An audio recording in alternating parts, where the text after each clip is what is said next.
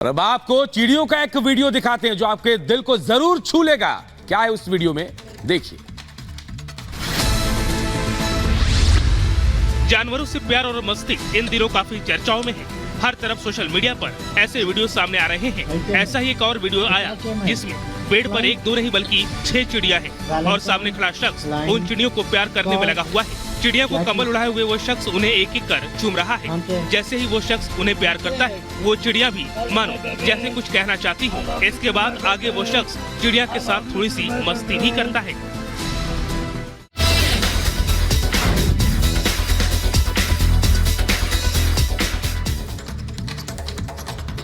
और उत्तर पूर्वी दिल्ली से आज कन्हैया कुमार, जी हां, कांग्रेस के उम्मीदवार नामांकन का पर्चा दाखिल करने वाले हैं। 1 मिनट में पूरी खबर आप सबको दिखाते हैं।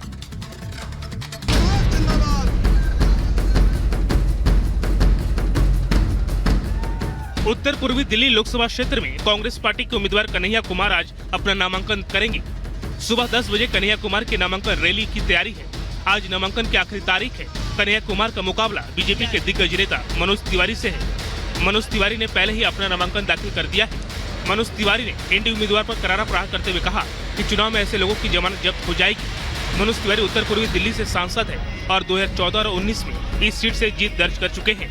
बीजेपी ने इस बार उनका टिकट बरकरार रखा है। वहीं 2019 में बेगूसराय से हारने के बाद कन्हैया कुमार 2024 में कांग्रेस के टिकट पर उत्तर पूर्वी दिल्ली से अपनी किस्मत आजमा रहे हैं।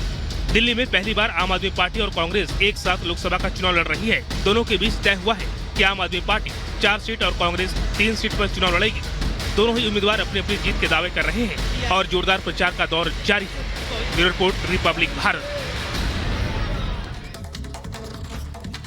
और के कविता का क्या होगा, या तय होगा। के कविता की जमानत पर आज अहम फैसला आने वाला है। उनकी राहत मिलती है या फिर उनकी आफत बढ़ती है, ये देखना होगा।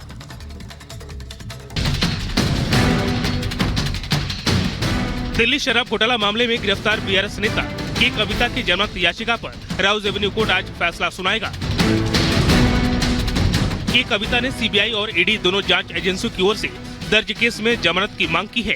दोनों जांच एजेंसियों ने जमानत अर्जी का विरोध करते हुए कहा कि के कविता इस पूरे घोटाले की मुख्य साजिशकर्ताओं में से एक है और अगर उनको जमानत दी जाती है तो गवाह को प्रभावित कर सकती है और सबूत के साथ छेड़छाड़ कर जांच को प्रभावित कर सकती है। के कविता को ईडी ने 15 मार्च को आबकारी नीति मामले में मनी लॉन्ड्रिंग केस में गिरफ्तार किया था। 3 दिनों तक ईडी की हिरासत में रखे जाने के बाद से ही कविता जेल में है। जमानत के लिए कविता की अर्जी पिछले दिनों खारिज हो गई थी। अब कविता ने चुनाव प्रचार के लिए अंतरिम जमानत की मांग की है। अब देखना होगा कि कोर्ट इस पर क्या फैसला सुनाती है। आरोप है कि शराब घोटाला में साउथ ग्रुप से आरोपी विजय नायर को 100 करोड़ की रिश्वत दी गई थी। Bureau report, Republic Bharat. देखिए, लोकसभा के चुनाव में भी 5 चरणों का चुनाव बाकी है और ऐसे में कांग्रेस को लगातार झटके लग रहे हैं। जी हाँ, कांग्रेस की प्रवक्ता जो है राधिका खेड़ा जो है, उन्होंने कांग्रेस का साथ छोड़ दिया है।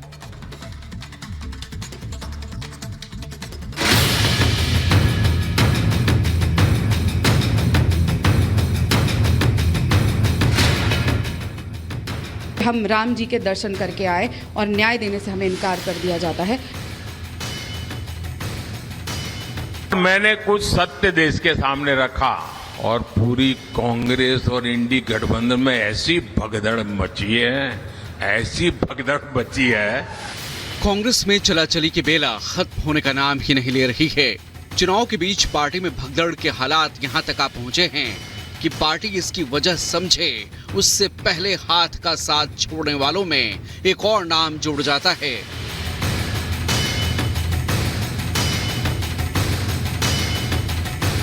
कांग्रेस नेता लगातार हाथ का साथ छोड़कर जा रहे हैं। इसमें नया नाम अब छत्तीसगढ़ के कांग्रेस नेता राधिका खेड़ा का जुड़ गया है, जिन्होंने पार्टी से इस्तीफा दे दिया है। एक के बाद एक इस्तीफों के साथ ही कांग्रेस का सनातन विरोधी चेहरा भी सामने आता जा रहा है, क्योंकि कांग्रेस का साथ छोड़ने वाली राधिका खेड़ा कुछ इसी तरह के आरोप पार्टी पर लगा रही हैं। श्री अयोध्या धाम रामलल्ला की जन्मभूमि हम सब हिंदुओं के लिए बहुत ही पवित्र स्थली है और मैं वहां दर्शन करने से अपने आप को रोक नहीं पाई, लेकिन वहां जाने का विरोध इस कदर मुझे सहना पड़ेगा, मैंने अपने जीवन में कभी नहीं सोचा था। मेरे साथ छत्तीसगढ़ प्रदेश कांग्रेस कार्यालय में अभद्रता हुई, मुझे वहाँ पे धक्का मुक्की करी गई, कमरे में बंद कर दिया गया, लेकिन मेरे साथ न्याय नहीं हुआ। तो बहुत दुख के साथ, बहुत पीड़ा के साथ मुझे अपने पार्टी पद से, प्राथमिक सदस्यता से मैंने इस्तीफा दिया है। राधिका के आरोप बेहद गंभीर हैं, जिन पर बीजेपी भी सवाल उठा रही है। बीजेपी के केंद्रीय मंत्री अनुराग ठाकुर कह रहे हैं कि लड़की हूं का नारा देने वाली प्रियंका ना तो खुद के लिए लड़ पाई, ना ही अपनी महिला प्रवक्ताओं के लिए। कांग्रेस के यहीं पे राधिका खेड़ा जी बहुत लंबे समय से मीडिया विभाग में अपनी सेवाएं देती हैं। उनके साथ जिस तरह से दुर्व्यवहार, अत्याचार किया गया, और जिस तरह से अगर उनका राम मंदिर में माथा टेकना ही गुनाह था, और उनको साथ जो हुआ उसका तो आपने बयान देखा भी होगा। प्रियंका जी कहती थी लड़की हूं, लड़ सकती हूं, लेकिन ना वो अपनी टिकट के लिए लड़ पाई, ना इन महिला प्रवक्ताओं के और मीडिया प्रबंधन वाले अपने कांग्रेस के नेत्रियों के लिए। तो इससे पता चलता कांग्रेस के अंदर अन्याय है।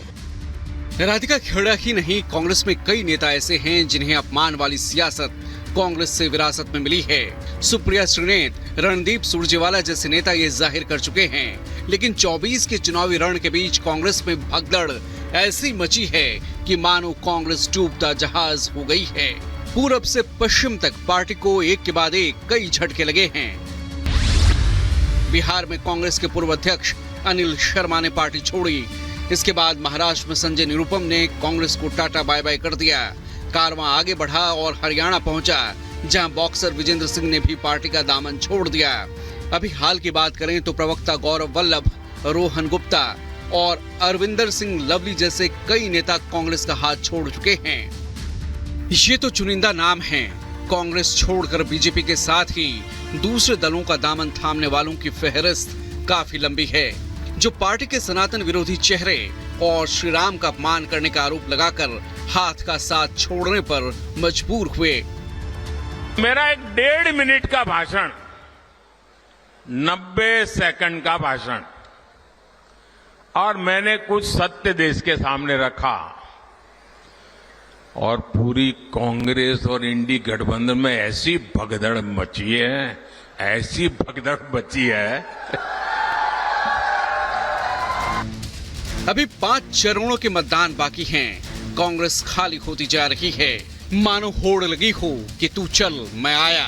और अभी भी ये पता नहीं कि कौन कौन से चेहरे कांग्रेस के डूबते जहाज से उतरकर भागने की तैयारी में बैठे हैं।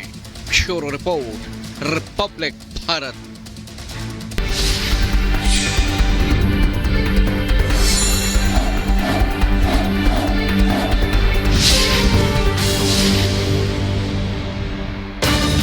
ऑपोजिशन है, कह रही है कोई एक अंडर करंट है जो बीजेपी को अभी तक पता नहीं चल रहा है। ये अंडर करंट की थ्योरी है, वो उनकी कैडर को मैदान में बनाए रखने के लिए।